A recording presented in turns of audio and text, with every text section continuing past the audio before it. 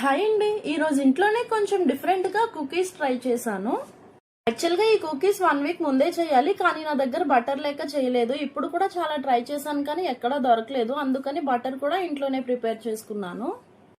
First 1 cup butter ఇంకా 1 cup sugar powder కూడా వేసుకుని మిక్స్ చేసుకోవాలి.